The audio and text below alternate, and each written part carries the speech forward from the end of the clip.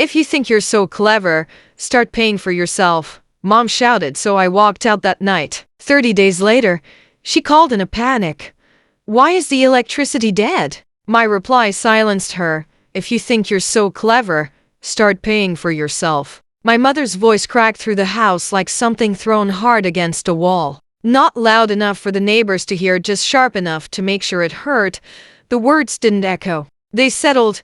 They sank into the wooden table, the cracked plates, the tired walls, and finally into me. For a moment, no one spoke. The ceiling fan continued its slow, uneven rotation. The old tube light above the dining table flickered once, twice, then steadied, humming softly as if it were the only thing brave enough to fill the silence. I sat there with a fork in my hand, frozen mid-air. Rice slipped off the edge of the spoon back onto my plate unnoticed. My younger brother kept his head down. He always did when voices rose. My sister leaned back in her chair, arms crossed, watching me with the faintest smile, small, satisfied, practiced. My father stared at his phone, scrolling as if whatever lived behind that glass screen mattered more than the family cracking apart a few feet away. No one defended me. No one ever did. I already pay for myself, I said. The words came out quietly, steadier than I felt, calm enough to sound like confidence. That was my mistake. My mother laughed. It wasn't laughter born from humor. It was disbelief mixed with irritation. The sound someone makes when they think another person has forgotten their place. Don't insult me, she said. You live under my roof. You eat my food. You use my electricity. And you have the nerve to say you pay for yourself? Electricity. The word struck harder than the rest. I glanced up at the tube light above us. Its glow was harsh, unforgiving, exposing every flaw in the room, the peeling paint, the stains on the wall, the years of arguments that had soaked into this house like smoke. I had studied beneath that light, cried beneath it, dreamed beneath it. I had learned to finish assignments by phone light when the power went out, learned to calculate how many hours of battery I could afford, learned to keep going even when everything flickered. You think those little jobs make you independent? My mother continued, leaning back in her chair. You wouldn't survive 1 month without us. Us. The word felt heavy with lies.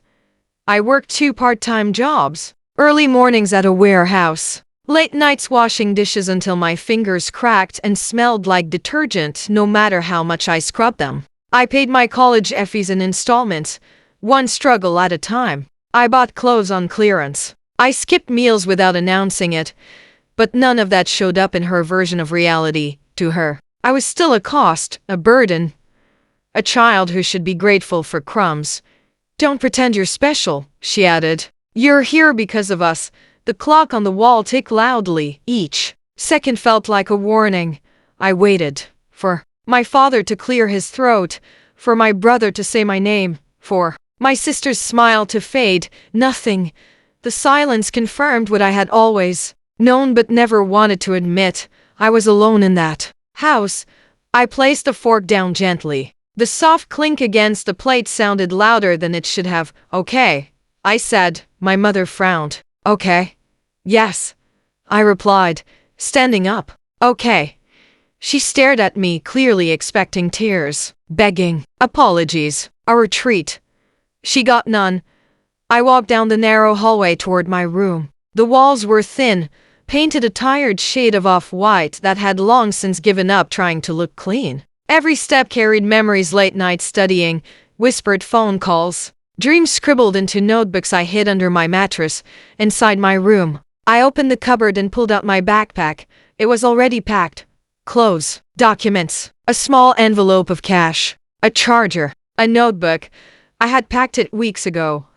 Not because I planned to leave that night, but because some part of me knew I would eventually need to. People like my mother never notice preparation. They mistake silence for obedience.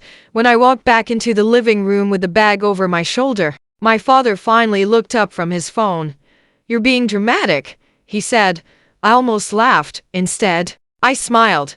I'm being practical, I replied. At the door, my mother stood up. Don't expect help when you come crawling back. I met her eyes. I won't, I said. Then I stepped outside. The door slammed behind me. The sound echoed down the street like a final sentence. The night air was cold, sharp, honest.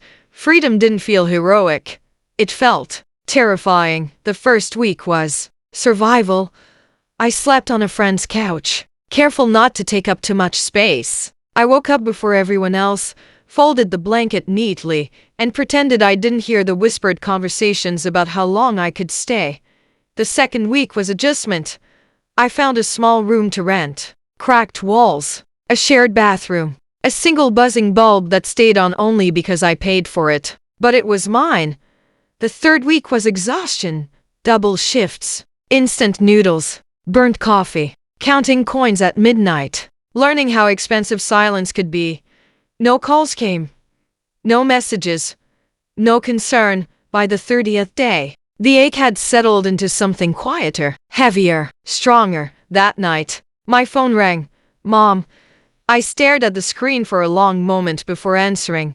What did you do? She demanded. The electricity is gone. The company says something was changed. I looked up at the bright bulb above me, the one I paid for. Yes, I said. Silence fell on the line. What do you mean, yes? I leaned back in my chair, letting the moment stretch. You told me to start paying for myself, I said quietly. The line went dead. I didn't explain. Not yet. Some truths need darkness. First, the silence after my words lasted longer than I expected. You told me to start paying for myself. The line went quiet, not disconnected, not muted, just quiet.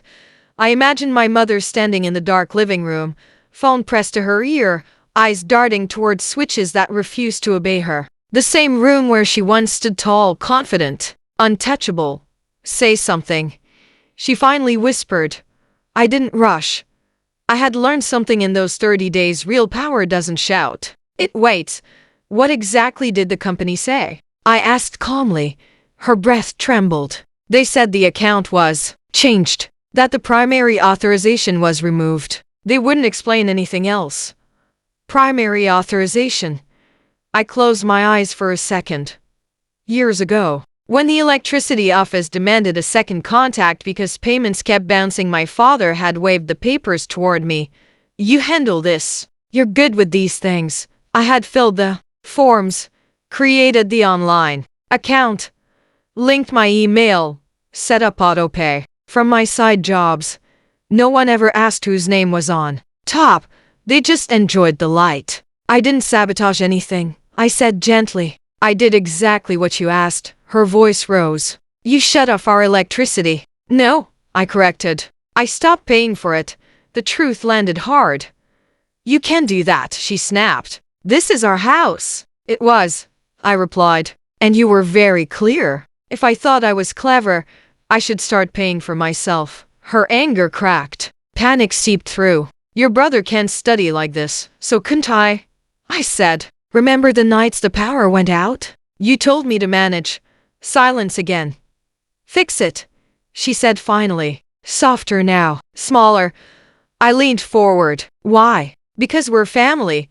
The word felt strange in my mouth. Family doesn't measure worth in bills, I said. Family doesn't throw someone out and still expect free light. Her voice shook. Your father will be furious. He'll understand, I said. He's practical. He can open a new account, pay the deposit, wait for reconnection. How long will that take? She asked. 48 hours, I replied. Then added, sometimes longer. The line filled with her breathing. You planned this, she accused. I prepared, I said. There's a difference. She didn't argue after that. The call ended without goodbye. They called again the next day. Then the next. I didn't block them. I didn't need to. Each unanswered ring reminded me of something important. When people lose control, they reveal who they really are. 2 days later, the electricity returned to their house. A new account, a new deposit, a new reality. They never apologized, but they never shouted again either. Weeks passed. I kept working, kept studying, kept paying for every switch. I flipped. One evening, a message came from my sister. Mom says you went too far. I stared at the glowing bulb above my desk, the light I earned. The silence I owned. I typed back one line. I went exactly far enough. Then I put my phone face down and turned the light on. For the first time in my life, the power was completely mine.